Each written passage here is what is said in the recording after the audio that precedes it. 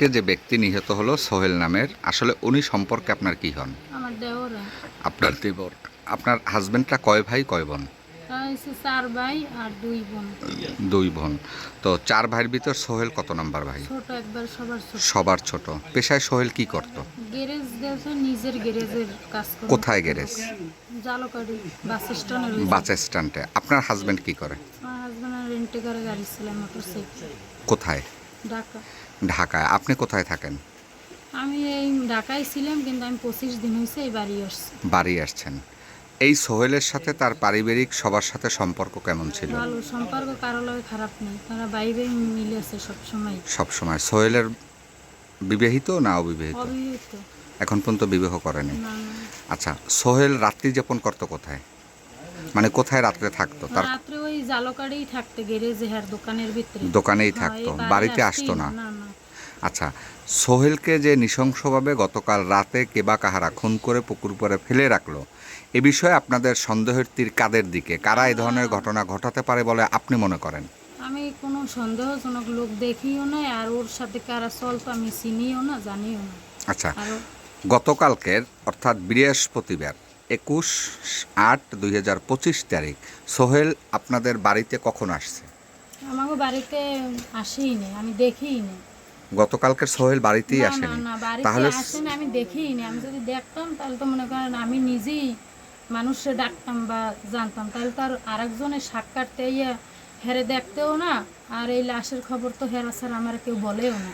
আপনার ঘর থেকে সোহেলের যে পরিত্যক্ত ঘরটি, যেটির উপরে টিন আছে শুধুমাত্র, কোনো বেড়া দেওয়া নেই, সেই ঘরটির দূরত্ব 10 ফিট। সোহেল যেখানে মার্ডার হয়ে পড়ে রয়েছে সেই পুকুর পাড়ের দূরত্ব প্রায় 300 থেকে 400 ফিট।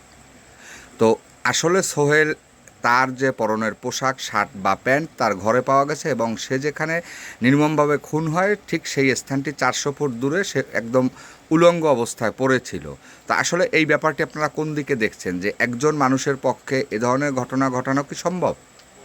এটা তো মনে করেন মানুষই করছে, এটা তো আর অন্য কেউ করে না, আর সে নিজেও করে না এটা। তাহলে আপনি যেহেতু পাশে 10 ফিট দূরত্বে একটি বসত ঘরে বসবাস করেন, সোহেলের ঘর 10 ফিট দূরত্বে, তো সেই হিসেবে সোহেল গতকালকে তার ঘরে যেহেতু তার পরনের প্যান্ট শার্ট ছিল, সোহেল অথবা অন্য কেউ সেই ঘরে আসছে এমনটা কি আপনি দেখেছেন? না না না, আমি এটা কিছুই দেখিনি। আমি মনে করেন রাত্রে একবারে 10টার সময় যে ঘুমাইছে, আমার তো কোনো আমরা ওড়ার প্রয়োজনই নেই। আমি গতকালকে আপনার বাসায় কে কে ছিল? কেউই ছিল না, আমার ওই বাচ্চা আর আমি, এই 2জন মানুষ। তো এরকম একটা বাসায় আপনারা দুজন থাকেন, আপনাদের কি থাকা সম্ভব বা ভয় করে সম্ভব, না? এখন আমার ঘর চুরি হয়েছে, এখন আমি তো এই জন্য মামলা দেওয়ার জন্য আমি বাড়িতে আইছি। আমি তো আর অন্য ঘর কোনো- চুরি হয়েছে আপনার কত তারিখে? আমার ঘর চুরি হয়েছে আপনার রোজার ঈদের সময় 5-6 দিন আগে। রোজার ঈদের 5-6 দিন আগে। হ্যাঁ এরপরে আপনি এই প্রথম এসেছেন? হ্যাঁ, না এই প্রথম আইনি। আমি ঈদ কোরবানিতে 2বার আসছি, তখন আমার দেওর সুস্থ, তখন তার কিছুই হয় না। তাই এই 25 দিন আইছে, এখন এই হয়েছে। এরা কি আমি জানি কিছু বলেন? আমরা এর আগে যতদূর শুনতে পেয়েছি আপনার দেবর কি আসলে কোনো মাদকের সাথে সম্পৃক্ততা ছিল, কোনো নেশা না, করতো? নেশা করতো, ঠিক আছে। এই নেশা করার জন্য আমরা রিহেব সেন্টারে দিছি। জি। দেওয়ার পরে সুস্থ হয়েছে, ভালো হয়েছে। তারপর সে 5 মাস ওই জালকাড়ি গ্যারেজে, নিজের গ্যারেজে ছিল। তার মালিকেও তো আসছে এখন। আচ্ছা, তো এই সোহেলকে যে রিহেবে দিয়েছেন, সোহেলের বাম হাতের দুটো আঙুল নেই আমরা দেখতে পেয়েছি, এর ওই কারণটা আঙ্গুল কি?